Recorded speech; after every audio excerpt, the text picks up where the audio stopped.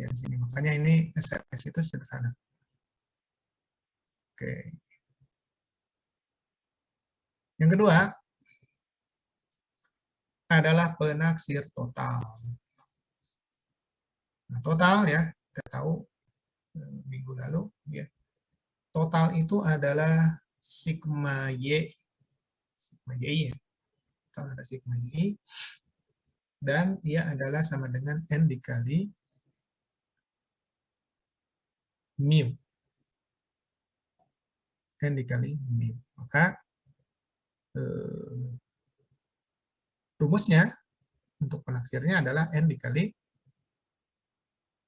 Y bar. Nah, gitu ya.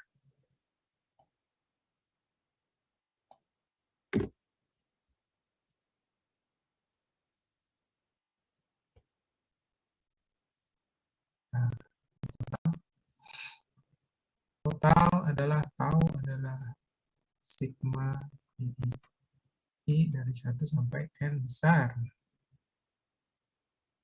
Kalau I dari 1 sampai N besar adalah, kalau kita kalikan N per N sama aja ya. Nah, gitu kan. Ini sama dengan N dikali sigma YI per N. Nah, ini sama dengan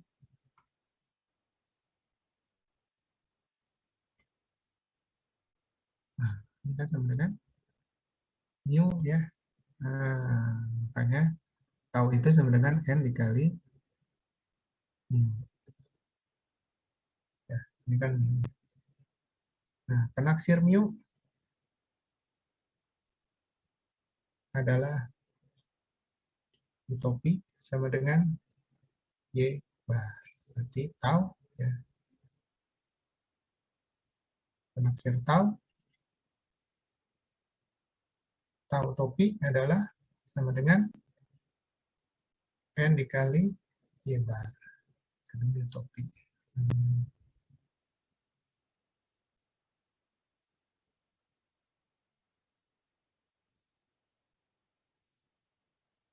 Mu topi sama dengan N dikali Y bar. Tuh.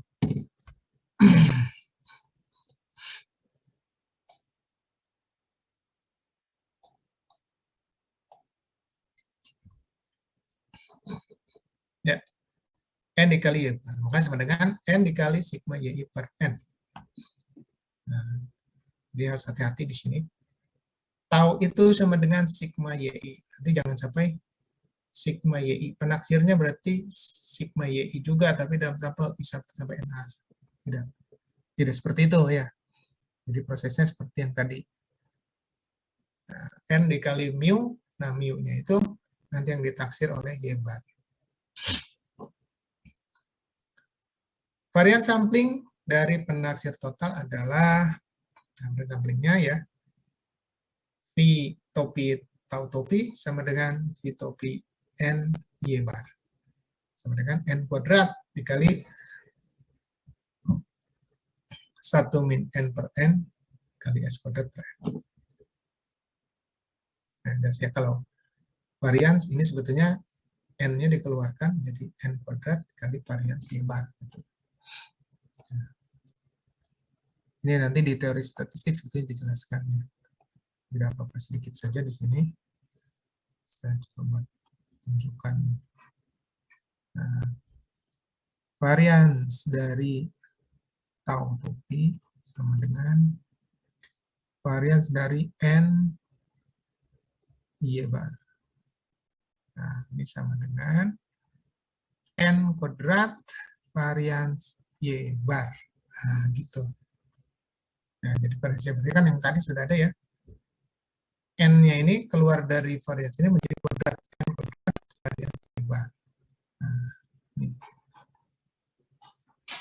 jadi kuadrat gitu. Makanya di sini menjadi N kuadrat ya 1 min N per N dikali S kuadrat per N.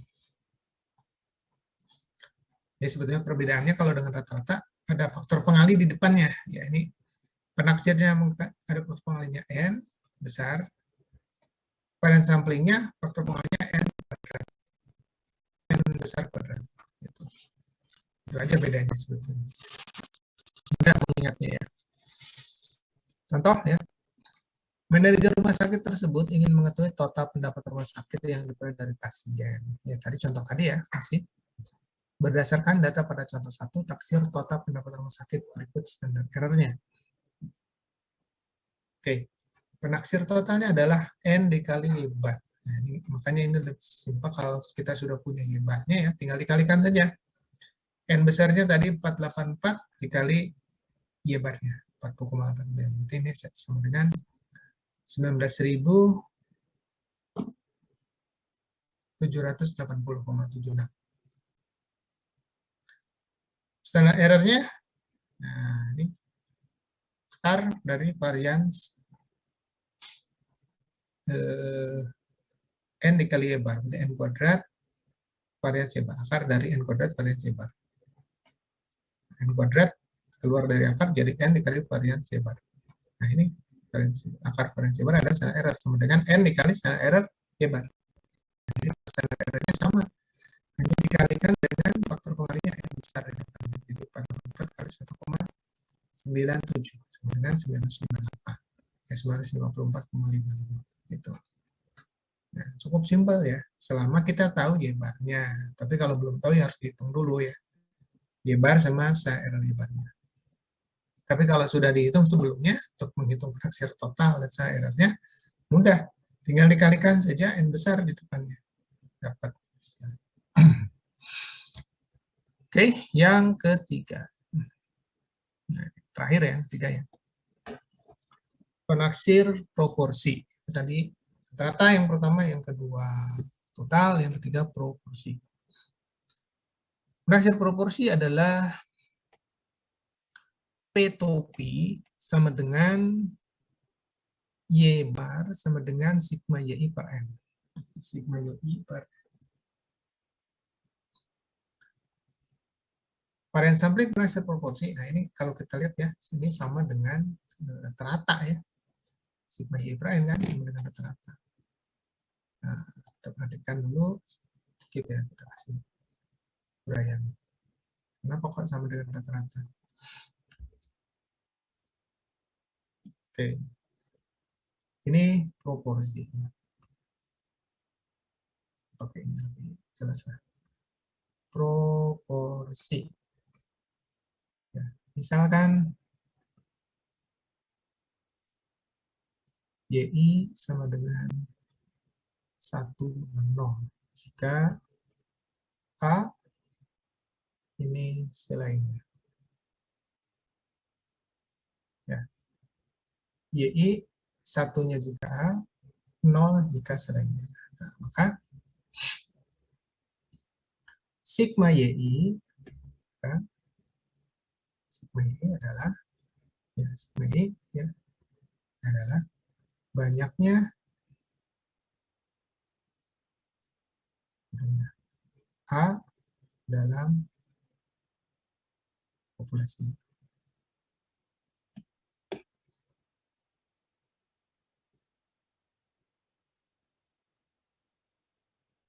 Nah, sehingga I itu adalah sigma YI dibagi N besar. Ya. Banyaknya A dibagi N besar. Nah, misalnya, contoh, misalnya ini banyaknya ya, berkacamata misalnya. Mahasiswa berkacamata. Ya, mahasiswa yang berkacamata. A itu mahasiswa berkacamata. Jadi kalau berkacamata, nilainya 1, kalau tidak 0. Kalau kita jumlahkan, ya, tadi kan nanti ada misalnya 5 orang. Misalnya 1, 2, 3, 4, 5. 5 orang ini si A, si B, si C, si D, si E. Ternyata si A berkacamata 1, si B tidak, si C tidak, si D berkacamata, si E tidak. Berarti sigma YI, ya, karena jumlahkan ya sigma YI itu sama dengan 2 kan? Nah, 2 itu adalah banyaknya mahasiswa berkacamata. Ya kan? Jadi kalau di sini kalau kita dari 5 itu ada 2 yang berkacamata. Makanya banyaknya mahasiswa berkacamata dalam populasi itu adalah sigma YI. Nah, sehingga ini kan sama dengan rata-rata. Nah, bedanya di sini. Yang bedanya dengan rata-rata itu adalah Y-nya. Nah, Y-nya itu bernilai 1 atau 0. Kalau rata-rata kan nilai data ya, nilai hasil mengukur. Kalau di sini nilainya dia kategori 1 atau 0. Itu. Maka yang tadi proporsi sigma YI per N. Nah, penaksirnya, ini P-nya. Penaksirnya itu adalah sigma YI per N. Ya, sama dengan rata-rata. Jadi Y bar. Gitu ya. Nah, berbeda nanti varian samplingnya. Nah, karena varian samplingnya sigma kuadratnya ya penaksirnya itu berbeda dengan sigma kuadrat di rata-rata. Maka varian sampling penaksir proporsi ya itu adalah 1 dikurang N per N kalau secara penaksirnya sama, tapi varian samplingnya berbeda. Karena berbeda di sini di penaksir varians. Nah, penaksir variannya adalah P dikali Q dibagi N kurang 1. Q-nya apa? Q-nya 1 min P. Di P-nya ya. Q-nya itu 1 min P. Nah, jadi hati-hati. Walaupun di sini rumusnya sama dengan Y bar, ya, tetapi di varian sampling dia berbeda. Berbeda. Ya, tidak sama dengan Y bar. Dia adalah P dikali Q dibagi N min 1. Ini ada faktor pengali 1 dikurang N per N besar. Oke, kita lihat contohnya. Sebuah perguruan tinggi memiliki 3.000 mahasiswa. Seorang pakar pendidikan yang mengetahui mahasiswa yang berkeinginan untuk studi lanjut. Ya. Sebut saja variabelnya Y. Dan mahasiswa yang berkeinginan untuk bekerja setelah lulus itu ininya X. Jadi ada yang ingin studi lanjut, ada yang bekerja setelah lulus. Untuk itu dia mengambil sampel menggunakan SRS sebanyak 100 mahasiswa, ya N kecil 100, diukur kedua variabelnya. Ternyata dari sampel tersebut diperoleh hasil bahwa mahasiswa yang berkeinginan untuk studi lanjut sebanyak 15 orang. Dan mahasiswa yang berkeinginan untuk bekerja setelah lulus ada sebanyak 65 orang. Taksir proporsi mahasiswa yang berkeinginan studi lanjut dan mahasiswa yang berkeinginan untuk bekerja setelah lulus. Dan tentukan standar error-nya. Itu ya. Nah, cukup jelas di sini ya. 15 yang studi lanjut, 65 yang bekerja setelah lulus. Nah, N-nya 3.000, N besar, N kecilnya 100, ya. Sigma YI adalah 15, sigma Y adalah 65. Penaksir proporsi adalah, yang ini berarti 15 per 100, 0,15, yang ini 65 per 100, 0,65. Dan penaksir standar error-nya, nah ini tinggal dihitung saja. Ya. Ini sudah kita peroleh. 0,15 berarti 1 min P berarti 0,85. Ya. N-nya 100, N besar 3.000. Ini 0,65, ini 1 min P berarti 0,35. Nah, hasilnya standar error untuk yang Y adalah 0,0293 dan untuk X adalah 0,078. Tuh. Oke, simpel ya, mudah ya. Sini sampai dengan proses ini. Oke. Bound of error. Oke, itu penaksir ada 3 dari rata, total, dan proporsi. Selanjutnya adalah bound of error. Bound of error disimbolkan dengan huruf B besar menyatakan kekeliruan terbesar yang mungkin terjadi dengan derajat kepercayaan 1 dikurang alfa kali 100%. Bound of error adalah setengah interval kepercayaan atau confidence interval. Oke, bound of error penaksir rata-rata adalah Z apa per 2 akar varian sampling. Kita bisa tuliskan sebagai Z apa per 2 dikali standar error. Ya, Pak. Ya. Untuk total, nah, ditambahkan faktor pengalihan besar di standar errornya. Untuk proporsi, standar error proporsi. Ya, bisa saja. Semua menggunakan Z. Nah, tapi terkadang ada di beberapa buku ya untuk yang rata-rata dan total ini menggunakan T. Nah, menggunakan T. Nah, nanti sangat tergantung dari ukuran sampel. Apakah menggunakan T atau menggunakan Z. Berikutnya adalah finite, populasi berhingga. Untuk ukuran populasi berhingga atau finite, maka ada koreksi, faktor koreksi. Finite population correction atau FPC ya, yang merupakan faktor koreksi adalah sebuah nilai bobot yang memberikan informasi mengenai sampel. Ya. FPC sama dengan N dikurang N besar dikurang N kecil dibagi N besar. 1 dikurang N besar, N kecil dibagi N besar. Ya. Atau FPC sama dengan 1 dikurang sampling fraction. Jadi sampling fraction itu apa? Sampling fraction itu adalah N kecil dibagi N besar. Gitu ya. Sampling fraction. Karena FPC-nya 1 dikurang sampling fraction. Nah, kalau kita perhatikan, di mana adanya FPC? Adanya di dalam standar error. Ya. Kita lihat yang pertama, nih rumus yang proporsi nih. Nah, ini adalah FPC. Finite population correction.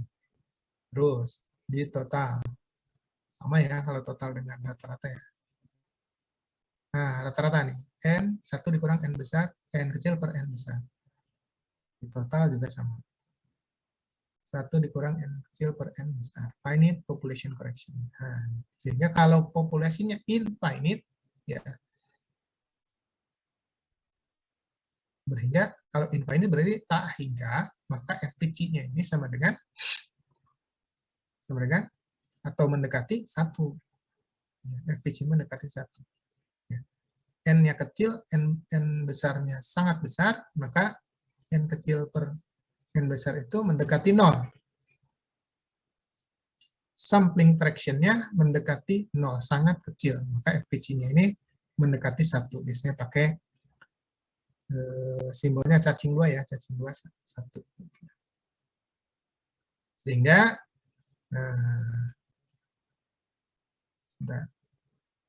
nanti di sini saya proporsi ya. Untuk ukuran populasi besar ini nanti bisa diabaikan. Sehingga sisanya adalah P-topi, Q-topi per N min 1. Ini itu fungsi dari FPC nanti ke situ arahnya. Ya, kita lihat lagi ya. Jadi ya. FPC. Nah, pakai hitam aja. Sama dengan 1 dibagi N per N. Untuk N mendekati tak hingga, ini N besar ya, sangat besar. Sangat besar. Nah, berarti FPC itu pakai cacing. Nah, cacing 1. Sehingga standar error misalnya untuk rata-rata, nah, kan atau varian sampling aja ya, supaya nggak pakai angka.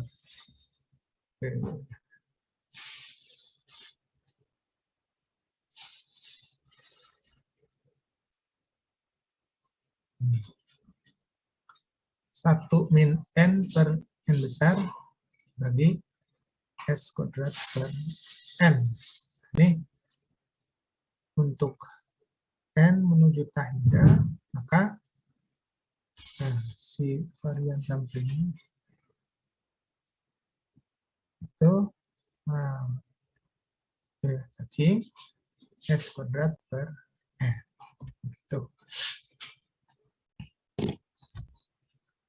Jadi kalau N-nya besar, maka varian sampling itu dia akan mendekati S kuadrat per N. Karena si N per N-nya ini disebut dengan sampling fraction. Tadi ya. Nah, ini adalah sampling fraction. Nah, untuk N besar, sampling fraction itu kan sama dengan mendekati 0. Nah, mendekati 0. Untuk ukuran sangat besar, sampling fraction. Demikian.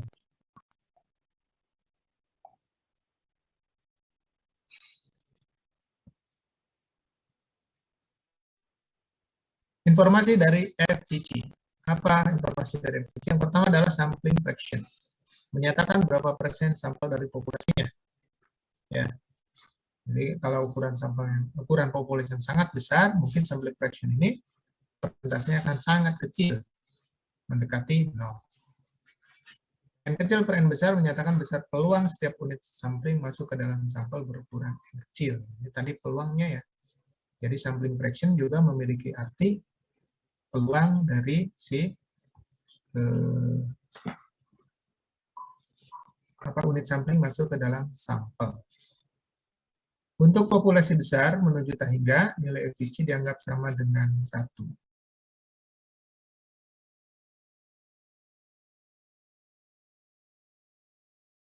Dengan ketentuan, nah ini ada ketentuan. Ini bukan ketentuan baku sebetulnya ya. Ini berasal dari suatu pengalaman. Jadi kalau FPG-nya dianggap sama dengan 1 tadi ya, mendekati 1, ini kalau fraction-nya kurang dari 0,05. Berarti kurang dari 5%. Ya, kurang dari 5%. Fraction-nya kurang dari 5%, maka dia dianggap FPG-nya 1. Tapi ini bukan ketentuan baku, tapi ketentuan didasarkan pada pendapat seseorang, berdasarkan pengalaman beliau. Oke ya, itu barangkali ya yang bisa dijelaskan tentang simple random sampling.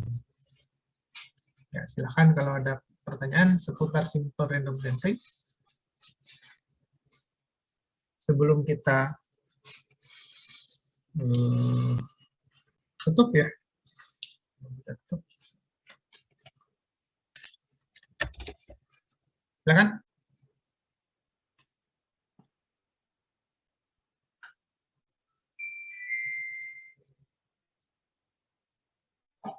Tidak ada?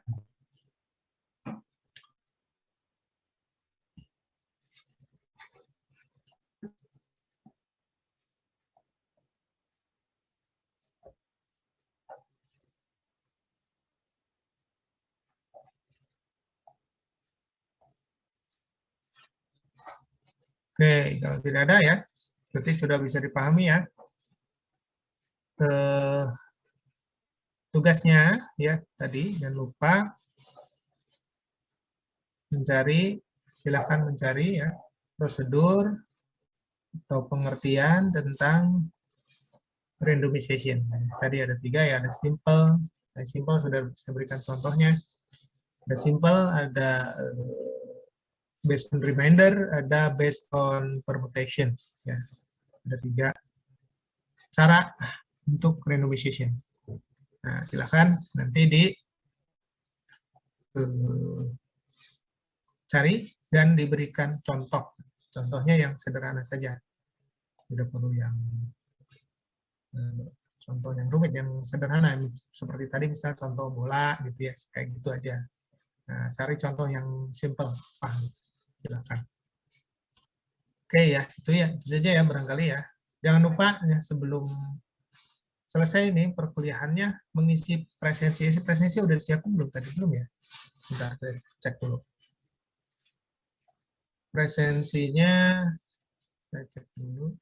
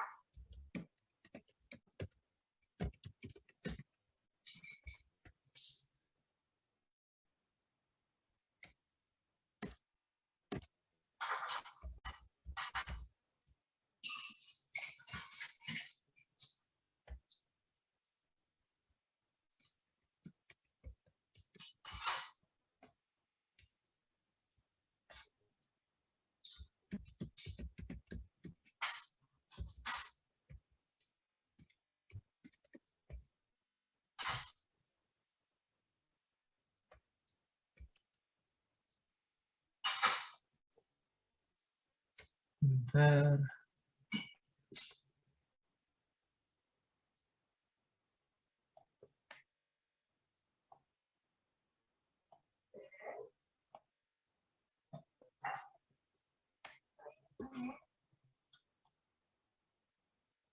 Oke, ya sudah ya. Silakan isi presensi. Ya. Ini masih ada waktu sampai jam 10. Silakan isi presensi, kemudian nanti dikerjakan tugasnya. Ya, nanti tugasnya dikirimkan di Live Unpad ya. Saya sediakan tempat untuk upload tugas. Kemudian yang berikutnya slide-nya juga nanti akan saya upload di Live Unpad. Oke. Oke, kalau tidak ada pertanyaan kita cukupkan saja sampai di sini ya. Terima kasih. Assalamualaikum warahmatullahi wabarakatuh. Waalaikumsalam. Terima kasih, Pak. Terima kasih, Pak. Terima kasih banyak, Pak.